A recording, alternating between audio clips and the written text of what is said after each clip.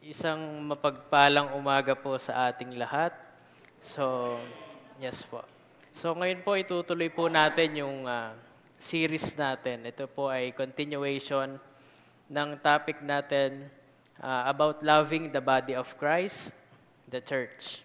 So, bago po tayo magsimula, tayo po ay manalangin. Panginoon, nagpapasalamat po kami sa inyong pag-iingat sa amin sa nakalipas na isang linggo. Nagpapasalamat kami, Panginoon, sa mga biyayang aming natamasa, natanggap mula sa inyo. Give us knowledge and wisdom, Panginoon, as we study your word. At ang aming pong matutunan ngayong araw na ito ay maisabuhay po namin. Ito po ang aming samot dalangin sa matamis sa pangalan ni Jesus na aming Panginoon at tagapagligtas. Amen at amen. So, nakakapanibago po na from Monday to Friday, ako po ay nakaharap sa korte kung saan mga nakaposas ang mga tao. At pagdating po ng linggo, ay may mga buhok at wala ng posas ang mga tao. So, ito pong pinag-aaralan natin for the last 6 weeks ay patungkol po kung paano natin maipapakita ang pagmamahal natin sa simbahan. At yun po ay tayo. Na hindi po natin pwedeng pamilian na mamahalin lang natin ang Panginoon, pero hindi natin bibigyang halaga ang simbahan. Hindi po tayo pwedeng mamili. Ito po ay mag-partner. Dahil dito po nasusukat kung paano natin minamahal ang simbahan ay nagre-reflect ng pagmamahal natin sa Panginoon. So napaka-laking bagay po na maipakita natin na bilang mga mananampalataya at Kristiyano, nandito po tayo sa simbahan upang maglingkod sa ating Panginoon at gampanan po ang ating misyon na magbahagi ng salita ng Panginoon. Kung mapapansin po natin sa panahon ngayon, marami po sa mga simbahan na kagaya natin, napakaswerte po natin na ang simbahan po natin ay buhay na buhay. Isa po ito sa pinakamahirap i-maintain sa isang simbahan. Ang magkaroon ng mga miyembro na regular na dumadalo upang manampalataya sa ating Panginoon. Kaya po, based sa pagkakaintindi ko po last sermon, next week, a possible discussion po natin, titignan natin yung status nung ating simbahan. Ano po, kumbaga yung health natin. Pero sa nakikita naman po natin, ang simbahan po natin ay buhay na buhay. At isa po yun sa pagpapakita na we have a healthy spiritual life dito po sa simbahan. Ngayon, kung i-summarize po natin yung mga discussions, yung previous lectures, sermons, isa lang po ang pinopoint nito Jesus calls us to love each other and that love extends to the church. Ang series po natin, nagfo-focus siya on our understanding sa connection po natin to Christ and each other. So, noon pong inaaral natin ito, specifically nung inaaral ko po ito, so lumalabas po na marami akong nakikita na masasabi ko na ako ay guilty. Ano po, na pwedeng sa hindi pagsunod o paggawa. Kumbaga, nagiging reflection po natin ito at maganda po itong paraan to evaluate kung ano po ba tayong klase na members dito sa church. Ang sabi nga po sa previous discussions natin, na ang bawat isa po sa atin ay may partisipasyon dito sa simbahan. Binigyan po tayo ng Panginoon ng partisipasyon at iba-ibang klaseng paglilingkod po ang meron tayo. The body of Christ is the church, and it is God's chosen vessel to share the gospel and build His kingdom on earth. Ngayon po, malinaw na sa atin na ang tinutukoy na katawan ni Kristo ay ang simbahan na binubuo po nating mga mananampalataya. Na ang simbahan po ay hindi lamang isang gusali, kundi ito po ay pinagkukunan natin ng kalakasan kung paano po tayo magkakaroon ng matibay na pananampalataya. At tayo po na bumubuo dito sa bahay-sambahang ito, ang pinili ng Panginoon upang magbahagi ng kanyang mga salita. Why should we love the body of Christ, the church? Bakit po ba kailangan nating mahalin ang simbahan? Ang pagmamahal po ng isang mananampalataya o believer gaya natin ay nag-ugat sa pagmamahal ng natin sa ating Panginoon. So ang pagmamahal na ipinapakita po natin sa simbahan ay nagre-reflect kung paano natin minamahal ang ating Panginoon. Kung paano po tayo minahal ng ating Panginoon, ay ganun din dapat ang ating pagmamahal sa simbahan. The church is made up of imperfect people, yet it is still God's chosen means of sharing His message and love. Sa isang simbahan, wala pong makakapagsabi na sila ay perpektong simbahan, na hindi po nagkakaroon ng mga pagsubok o problema sa bawat simbahan. Parte po yan ng isang simbahan. At ang itinuturo po sa atin ng Biblia, ng Panginoon, kung magkaroon man ng problema ang simbahan, lagi nating paiiralin ang pagmamahal natin sa bawat miyembro, kung paano po tayo minahal ng Panginoon. Kasi hindi po natin maiiwasan na lagi pong masaya sa isang simbahan. Dumadating po ang punto na nagkakaroon ng hindi pagkakaunawaan. Pero ang sabi po ng Panginoon, dumating man yung pagkakataon na yan, dapat alam natin kung paano natin to i-handle. Paiiralin po natin ang puso natin at hindi po ang galit o ang nasa isip natin. Ang simbahan po ay binubuo ng iba't ibang klase ng mga mananampalataya. Ang madalas pong ginagamit ng mga tao gaya sa simbahan, ako ay tao lang, hindi ako perpekto. So gaya po ng simbahan, wala pong perfect na simbahan. Pero andito po tayong lahat sa simbahan upang magbigay po ng papuri sa ating Panginoon. Kahit hindi po perpekto, pinili pa rin po itong pamamaraan ng Panginoon upang ibahagi ang kanyang mensahe at pagmamahal sa sanlibutan. Ang series po natin ay hindi lamang po para ngayong buwan na to, kundi ito po ay applicable buong taon, hindi sa buong buhay po natin dahil ito po ay napaka-general na about sa pagmamahal. Ang Bible po ay puno ng pagmamahal. Although may mga challenges po doon, pero ang pinaka-common po ay ang pagmamahal po na meron tayo. Ngayon po, the church is the body of Christ. In 1 Corinthians 12:27, now you are the body of Christ, and each one of you is part of it. Sa nakalipas po na ilang linggo, malinaw na po sa atin na ang simbahan ay hindi lamang ito isang gusali, kundi ito po ay tayo po ang simbahan na tinutukoy dito.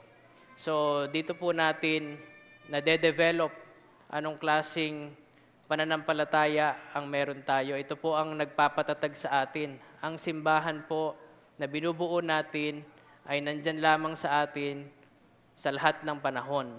Gaya nga po ng sabi ng ating chairman, we are very grateful na meron po tayong access sa Panginoon 24/7. Hindi po natin kailangan magpa-appointment, hindi po natin kailangan magpa-schedule, kundi andyan po ang Panginoon na anytime pwede natin siyang lapitan, pwede natin siyang makausap. Gaya po ng ating mga natutunan sa previous discussions, meron pong roles ang bawat isa sa atin. So, Christ being the head at tayo po ang katawan, hindi po nagfa-function ang katawan kung merong kulang. Hindi po natin pwedeng sabihin na dahil siya ay sa kamay, hindi natin kailangan ng kamay. Hindi po tayo makakakilos kung hindi po kumpleto. So gaya po dito, maganda po na ang bawat isa sa atin, gaya ng nakikita po natin, ay nagkakaroon ng pagkakaisa sa bawat activity, sa bawat sabay-sabay po tayong nagpe-praise and worship. So nandito po tayong lahat. So we are working together for God's greater purpose. Christ is the head of the body, and we are His hands, feet, eyes, and heart. Now, Christ loves the church. Mahal po ng Panginoon ang simbahan. Sa Ephesians 5:25, Christ loved the church and gave Himself up for her. Ang pagmamahal po na ipinamalas ng Panginoon dito ay hindi lamang po siya yung ordinaryong pagmamahal na parang sa pagmamahal ng mag-boyfriend at girlfriend. Ang sinasabi pong klase ng pagmamahal dito ng ating Panginoon ay sacrificial love. Na natututo po tayo na dapat po nating sundin, na kung paano po minahal ng Panginoon ang simbahan, kung paano po niya sinakripisyo ang kanyang buhay sa simbahan, ay ganun din po dapat tayo magmahal sa ating simbahan.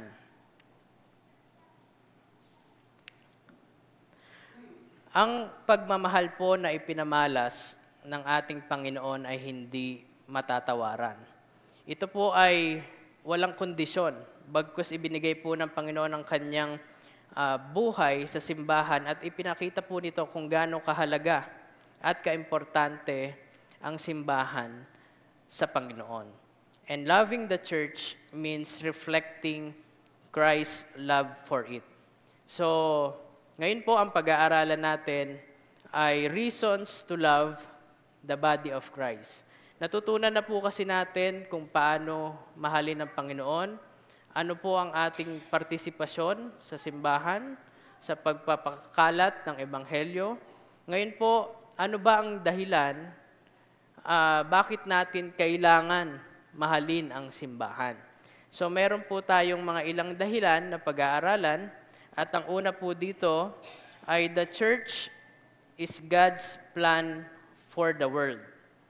Ang sabi po sa Matthew 16:18, "And I tell you that you are Peter, and on this I will build my church, and the gates of Hades will not overcome it." The church is a living witness o saksi na magpapatotoo sa pagmamahal ng ating Panginoon sa mundo.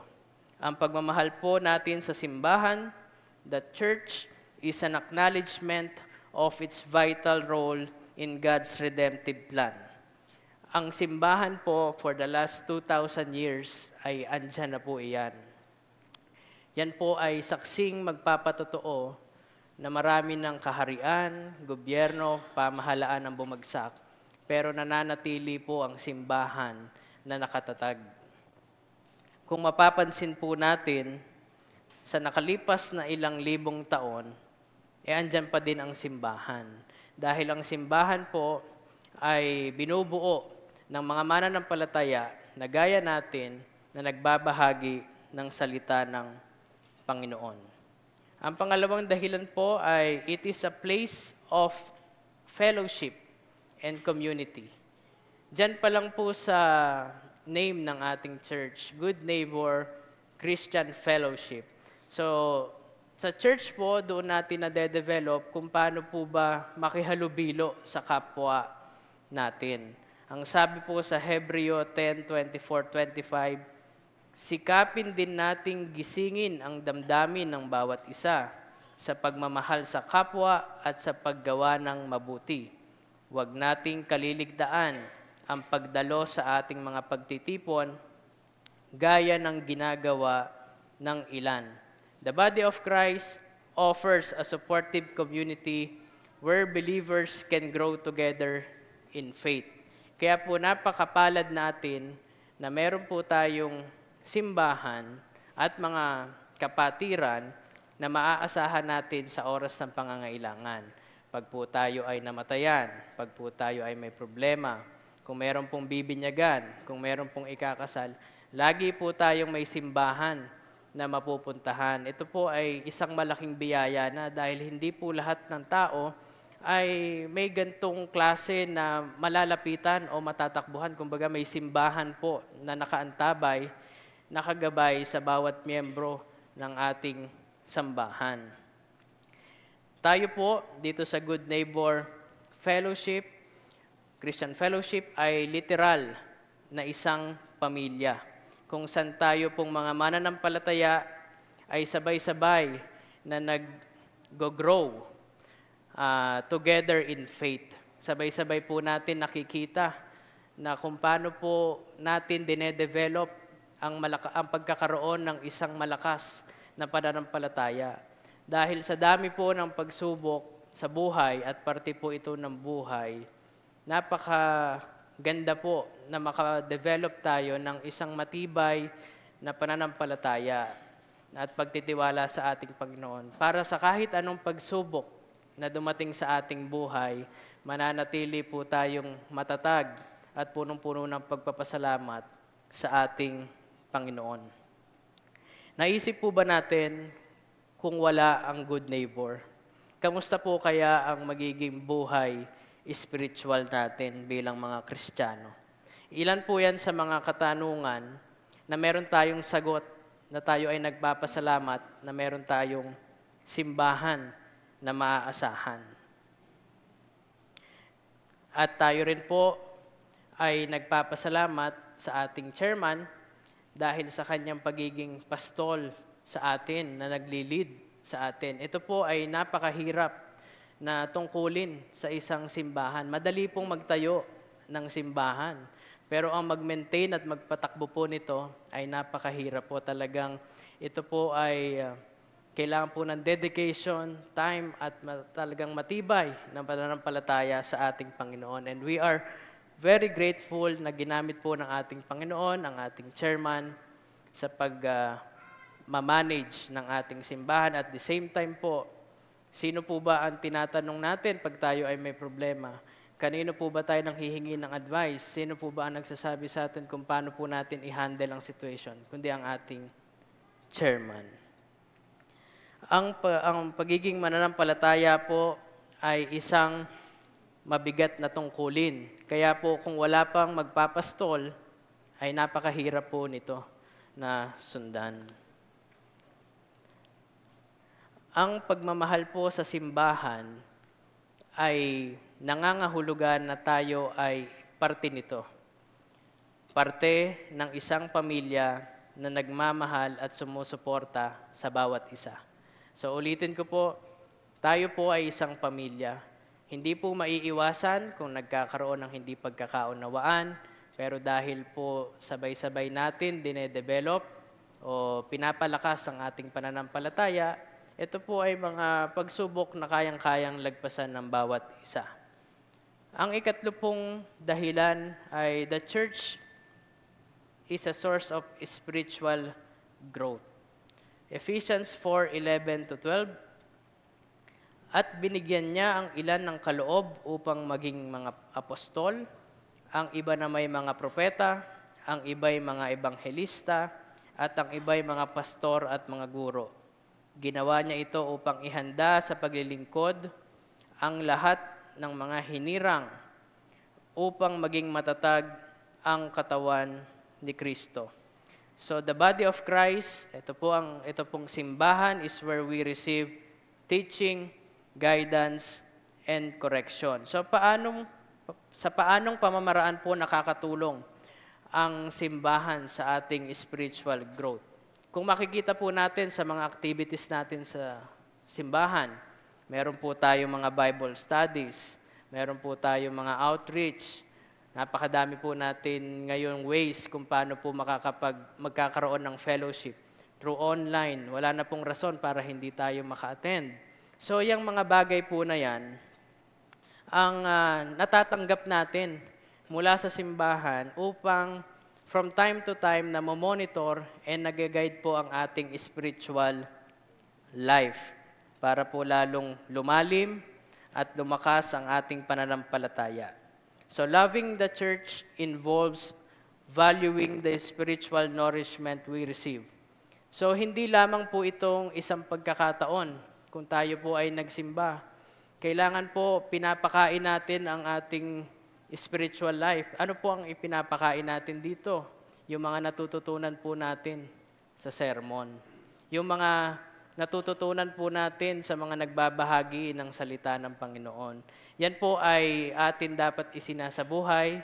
Hindi po yan dumadaan lang sa atin, kundi napakalaking biyaya po kung tayo ay nakakarinig ng mensahe ng Panginoon. Dahil mako-consider po natin na we are very fortunate. Marami po ngayon, hindi na po sila sanay na pumunta o makinig man lang sa simbahan. Ang nasa isip po nila pag linggo, ito ay araw ng pahinga. So tayo po, napakapalad natin na kino-consider po natin, nagbibigay po tayo ng oras sa ating Panginoon. At ito pong oras na ibinibigay natin sa Panginoon, makakaasa po tayo na ang Panginoon po ang siyang magbibigay ng biyaya sa ating buhay sa pamaraan ng ating paglilingkod. Importante po na matatag ang buhay spiritual natin. Dahil parte po ng buhay natin ang pagkakaroon ng problema. Hindi na po yan mawawala. Kung tayo po ay madalas dumadanas ng problema, mabibigat na problema, at matatag po ang ating buhay spiritual, pag po may mga simpleng problema na lang dumating, hindi na po natin yan iisipin dahil nasanay na tayo na may mga problema. At the same time, alam po natin kung paano ito haharapin. Dahil po sa pagkakaroon natin ng matatag at matibay na pananampalataya. Ang ikaapat pong dahilan ay it provides opportunities for service. In 1 Peter 4:10, bilang mabubuting katiwala ng iba't ibang kaloob ng Diyos, gamitin nyo sa kapakinabangan ng lahat ang kakayanang tinanggap ng bawat isa sa inyo. Ang nangangaral ay dapat salita ng Diyos ang ipangaral. Ang naglilingkod ay dapat maglingkod gamit ang lakas ng kaloob sa inyo ng Diyos upang sa lahat ng bagay siya'y papurihan sa pamamagitan ni Jesucristo, sa Kanya ang kapangyarihan at karangalan magpakailanman. Dito po sa ating napakinggang Bible verse, ang sinasabi po dito kung tayo po ay pinagkalooban ng Panginoon ng isang talento, gaya po ng ating music team, hindi lamang po limitado sa music team, gamitin po natin ito sa pagpapahayag ng ating pananampalataya at paglilingkod sa ating Panginoon. Ang sabi po ng Panginoon, ang mga talentong ipinagkaloob sa atin ay gamitin natin ng naaayon sa Kanyang pinagkaloob sa atin. Ang isa po siguro sa frustrations ko sa buhay ay hindi po ako nabigyan ng mas magandang boses. Pero kung ako po ay nabigyan ng mas magandang boses, sigurado po ako na bawat linggo, luluha po ang bawat miyembro tuwing maririnig nilang mas maganda kong boses. So, hindi lamang po mga talento ang dapat nating gamitin, kundi ang paglilingkod po sa gawain ng ating bahay-sambahan. Gaya po ng pagbibigay ng oras na nandito po tayong lahat. Ito po ay pagpapakita ng ating pagmamahal sa ating bahay-sambahan or pagbibigay po ng ating serbisyo sa ating mga kapwa mananampalataya o yung pagtulong po natin sa mga outreach o mission ng simbahan. So marami pong role na ngayon pa lamang po ay nakikita na natin kung ano ba ang naiko-contribute natin sa ating bahay-sambahan. Dapat po nating maunawaan na ang simbahan ay binubuo po natin. At dahil ito po ay binubuo natin, nasa atin po nakadepende ang buhay ng simbahan. Mananatili pong buhay ang simbahan kung matatag po ang buhay spiritual ng bawat isa sa atin. So, nakakatuwa po na kami po kasi nanonood din online kasi nasa Japan po kami. Pero, nakamonitor po kami. Minsan gusto ko na po mag-comment na, "Hello from Japan, Nueva Ecija." Nakakatuwa po na kung maobserbahan po natin yung sa financial natin, ilang linggo po siyang negative. Pero ngayon po, positive na siya. So, isa po yung magandang katangian ng mga miyembro na tulungan po natin ang ating simbahan dahil hindi lamang po tayo ang nakikinabang dito, kundi naipapadama po natin o naipapakita natin yung pagmamahal natin sa ating Panginoon. Wala pong ibang tutulong sa ating simbahan. Hindi po ito gaya ng ibang mga simbahan na meron silang mga mother church, yung mga meron pong katuwang. Tayo lang sa sarili natin. Kaya we are very fortunate po na napakaganda ng ating simbahan, napakaayos ng ating simbahan, at mas malayo pa po ang itsura nito sa maraming tumutulong na klase ng simbahan. Ang bawat isa po sa atin ay merong tungkulin. At ito po ay matututunan natin dito sa ating bahay-sambahan. Gaya po sa ating pag-aaral, pag ang isang tao po ay nag-aral, may specific po yan na kurso na doon niya matututunan o madedevelop sa eskwelahan. Ang pananampalataya po, ito po ang eskwelahan natin. Dito po natin ito madedevelop, dito po natin ito matututunan. Kaya ang isang factor po dito, tayo po ay umattend, mag-participate, at nang sa ganun po ay ma-develop natin ang ating pananampalataya. Number 5, it is a place of worship and encounter with God. Sabi po sa Matthew 18:20, "Sapagkat saan man may 2 o 3 nagkakatipon, sa pangalan ko naroon akong kasama nila." Ito pong Bible verse na ito ay madalas po natin itong naririnig kay Pastor Ribo. Sa bahay-sambahan po, dito tayo ay sama-sama na nagpupuri at nananalangin sa ating Panginoon. Tayo po ay hindi lamang Kristiyano sa nguso, kundi Kristiyano sa puso.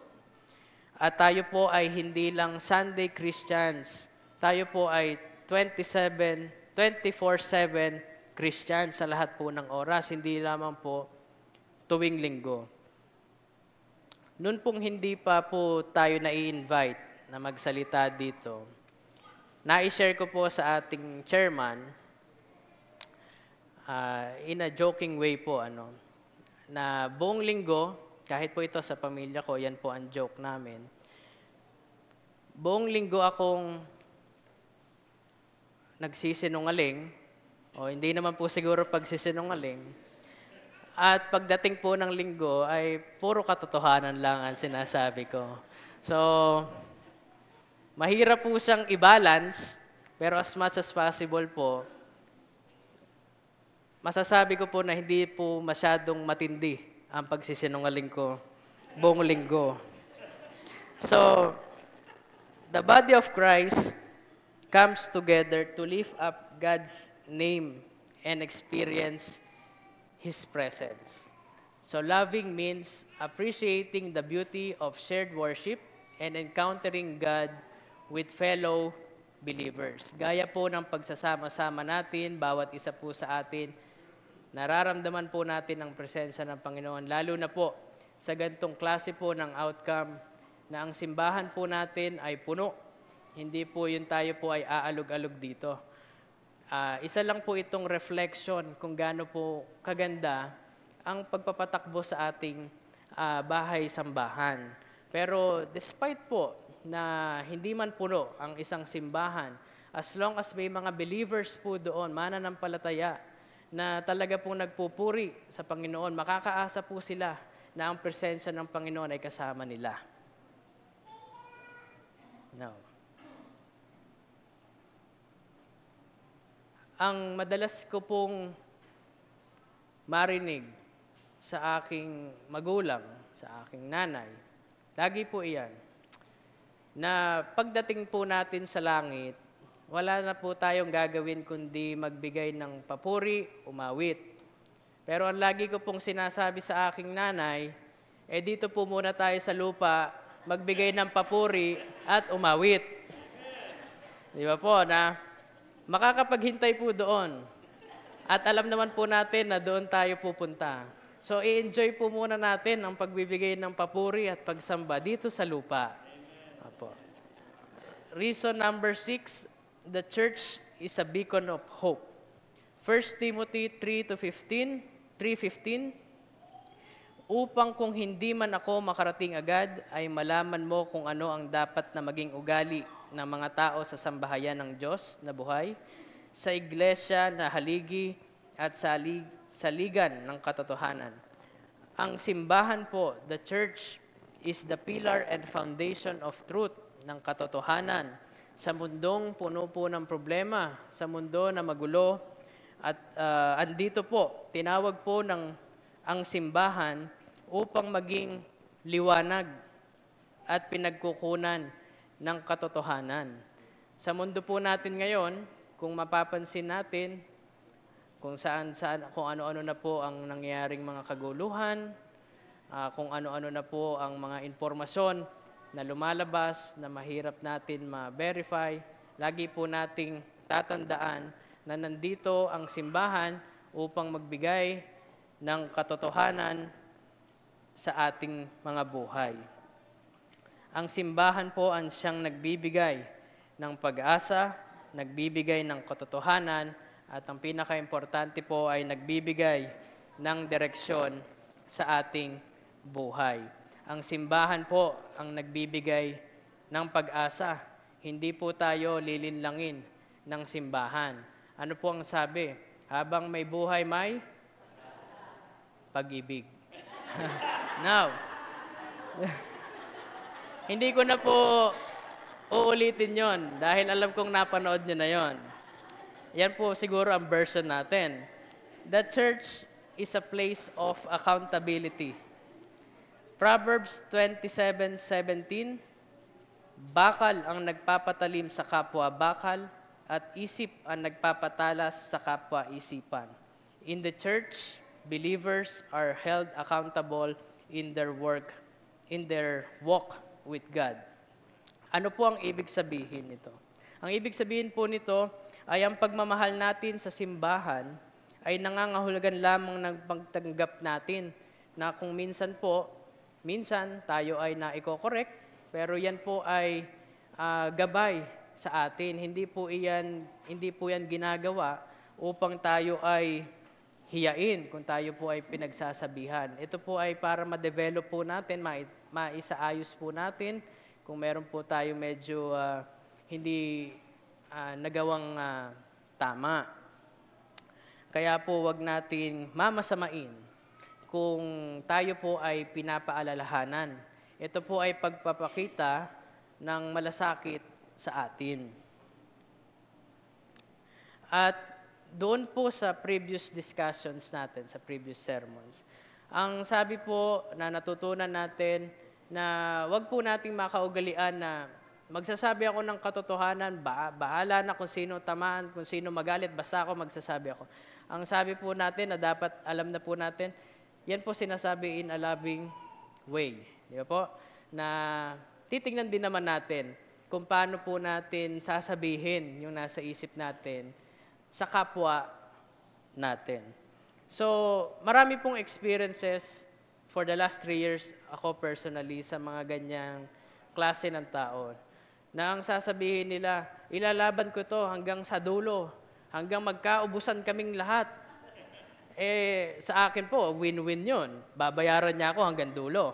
So iiwasan po natin na ganun tayo mag-isip. Lagi pong sa pakikipag-usap ng malumanay at pagpapakita po ng pagpapakumbaba ay natatapos po ang usapin.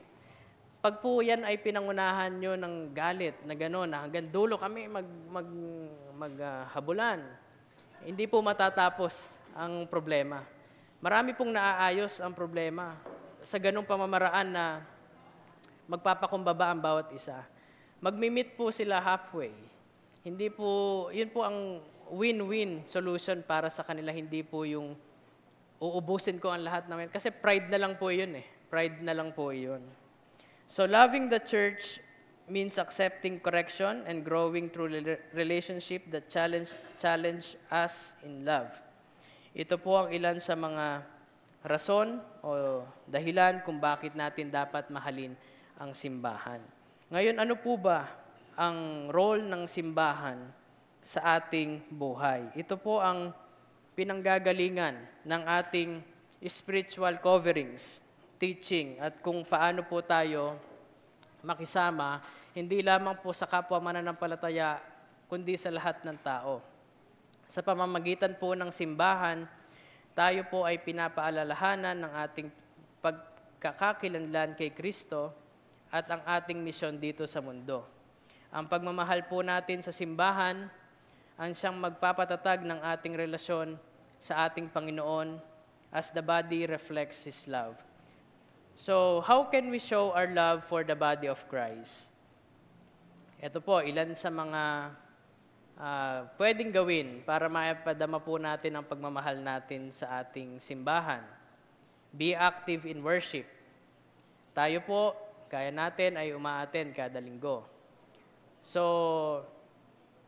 meron po mga pagkakataon ngayon na available na rin online. Kaya po walang dahilan kung bakit hindi tayo makakapakinig o makakadalo. Pero as much as possible po, iba po yung physical tayo na dumadalo sa simbahan. Iba po ang fellowship pag po tayo ay nasa simbahan. Kami pong mga taga-Japan, guilty po dito. Dahil madalas po sa online. Pero again po, importante na tayo ay dumadalo ng physical sa simbahan. Iba po iyon eh.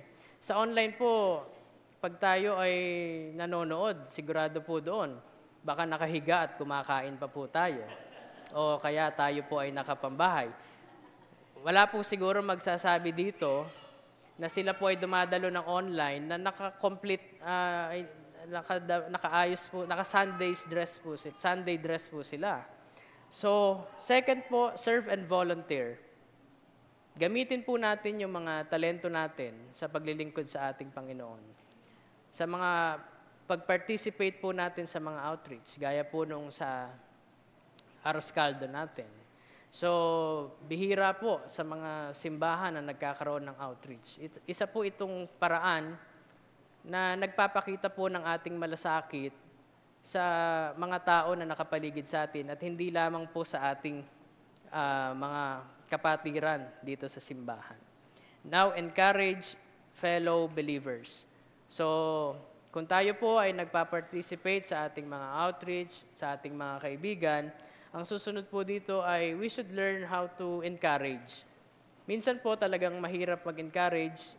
Madalas pa nga, nagugulat pa mga kasama natin sa trabaho o sa Christian ka pala. So, pag po ganun kasi ang unang reaction ng kaibigan, mahirapan po tayo mag-encourage talaga na magsama dito sa ating simbahan. So, isa po yun siguro na kailangan natin i-evaluate sa ating buhay spiritual. Kung ganun po ang reaksyon ng tao, meron po tayong dapat i-correct sa ating buhay. And pray for the church. Importante po na ipinapanalangin natin hindi lamang ating mga sarili, pamilya, kapatiran, kundi ang simbahan. Dahil ang simbahan po ay isang napaka-importanting institusyon sa ating buhay. Sa nakalipas po na 2,000 taon, nandyan po ang simbahan sa atin na gumagabay at nagbibigay po ng pag-asa sa bawat isa sa atin. And last po is give generously. Huwag po nating paghihinayangan ang pagbibigay sa simbahan. Totoo po na may mga pagkakataon na tayo po ay nakakaranas ng sakto lamang ang meron tayo. Pero kung yun naman po ay, hindi naman po tumitingin ng Panginoon kung gaano kalaki yung ibibigay, kundi kung ano po yung bukal sa puso natin sa pagbibigay sa ating Panginoon. And the importance of unity in the body of Christ. So, ibang unity po ito. Hindi po ito yung unity team na napapanood natin sa TV. Ang unity po na sinasabi dito, ang pagkakaisa-isa po natin na hindi po aabot sa punto ng pagkakawatak-watak. Isa po iyon sa maraming challenges ng isang simbahan, ang magkaroon po ng pagkakawatak-watak. Pag po nagkakaroon ng pagkakawatak-watak, tayo pong mga mananampalataya ang nagsasuffer doon. Kaya po hanggat maaari, kung paano po pinakita ng ating Panginoon ng pagmamahal, kung magkaroon man po ng problema sa isang simbahan, yun po ay maa-address din natin sa pagmamahal natin sa kapwa. Sabi po sa Ephesians 4:3, sikapin niyong mapanatili ang pagkakaisang mula sa Espiritu sa pamamagitan ng kapayapaang nagbubuklod sa inyo. Ang pagkakaisa po dito sa ating bahay-sambahan ay isa pong essential element in fulfilling God's mission. Dahil kung wala po tayong pagkakaisa, mahirap po nating maibahagi ang ating mission dito. Hindi po natin pwedeng sabihin na meron tayong authority to share the gospel kung within po the church ay hindi tayo nagkakaisa o nagkakasundo. Ngayon po, the missing ingredient. Ano po ba yung missing ingredient na to? Patapos na po tayo. Marami po sa mga simbahan, many churches have truth. Meron pong katotohanan. Meron po silang mga order and doktrina. Pero kulang po sila sa pagmamahal. Love is the atmosphere where spiritual growth thrives. Sabi nga po sa Biblia, makapagsalita man ako sa mga wika ng mga tao at ng mga anghel, kung wala naman akong pag-ibig, para lamang akong kampanang umaalingaw o pompyang na maingay. The church is imperfect, but still worthy of love. Ang simbahan, gaya po ng isang pamilya, ay mayroon pong mga flaws, pero we are still called to love one another. Imperfections are opportunities for growth and peace. Love is our greatest witness. Ang sabi po sa 1 Peter 4:8, higit sa lahat, magmahalan kayo ng tapat sapagkat ang pagmamahal ay pumapawi ng maraming kasalanan. So tayo po ngayon ay manalangin. Panginoon, nagpapasalamat po kami sa katalinuhan, sa knowledge and wisdom na inyong ipinamalas sa amin. Panginoon, dinadalangin po namin na ang aming mga natutunan ngayong araw ay maisabuhay po namin sa pang-araw-araw namin, Panginoon. At hindi lamang po ito, Panginoon, ngayong araw, kundi sa buong buhay po namin. Nagpapasalamat po kami, Panginoon, sa oportunidad na binigay niyo po sa bawat isa sa amin. Ingatan niyo po kami, Panginoon, sa lahat ng panahon. Ito po ang aming samot dalangin sa matamis sa pangalan ni Jesus. Amen at amen.